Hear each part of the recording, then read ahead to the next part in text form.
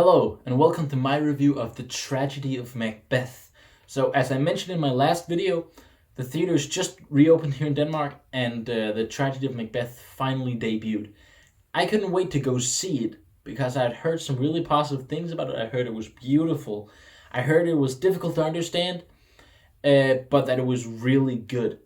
And I agree with all of that. First of all, the acting in this movie is world class. It is the highest tier of acting you're gonna find. I've been saying ever since I saw Tick Tick Boom that Andrew Garfield needed to win the Oscar. And I love Andrew Garfield with all of my heart, but I don't think he deserved to win it. I don't think he deserves to win it anymore. I know that Denzel Washington isn't gonna win, but he seriously deserves it. This is the best performance for this Oscar season. It is so good, and Denzel Washington manages to take this Shakespearean language that is really hard to to speak in a way that seems natural. It's very easy to make it sound like you're reading it out of the script, but he takes it, makes it his own, and he just gives a wonderful performance.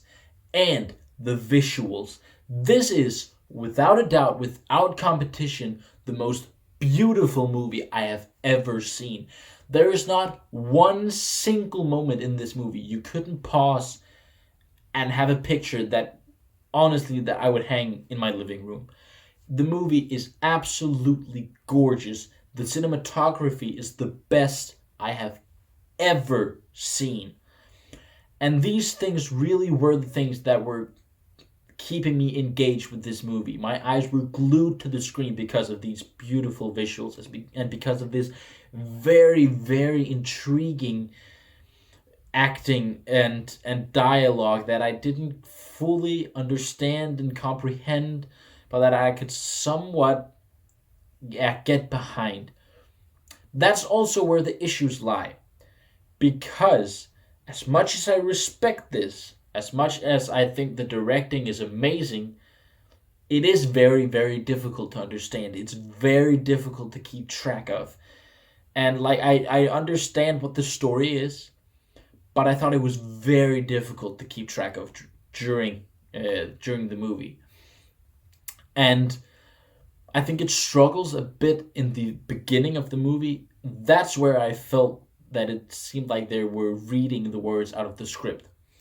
And in that beginning, when they were building, it seemed a bit boring.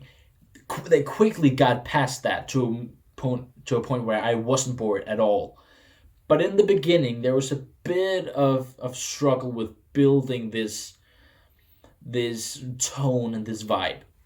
But once they got through it, it got amazing. A huge surprise with this movie that I didn't expect was Corey Hawkins.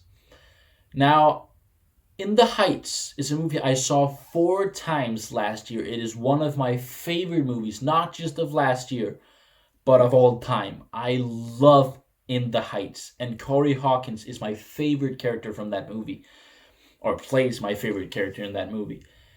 So to see him in this, I didn't know he was in this movie. So to see him here was amazing, and to see how well he did with this Shakespearean language that I've mentioned is difficult. He was so good, and I loved the final battle with him and Denzel Washington, and the choreography. You could feel the nerve. You could feel how much it mattered to his character, and that was all just amazing. He was a huge surprise with this movie. And lastly,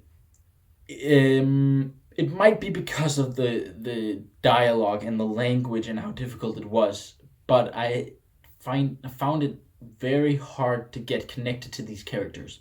I didn't really resonate with them. I didn't really care about them, and also I didn't really care about the story. What made me so engaged with the movie was the acting and the cinematography, but the actual story wasn't that intriguing to me. And that really annoyed me because I really want to give this a really good score. But the fact that I wasn't engaged in the story, and the fact that I wasn't engaged in the characters, and the fact that it had a bit of issues with the beginning of the movie means I can't. It really hurts me to say, but I can't go any higher than a 65%. I can't. But it's an amazing movie, and yeah, it's probably too late for Denzel Washington to win. But I'm gonna cross my fingers and hope to everything in this world that he's gonna win that Oscar because he deserves it.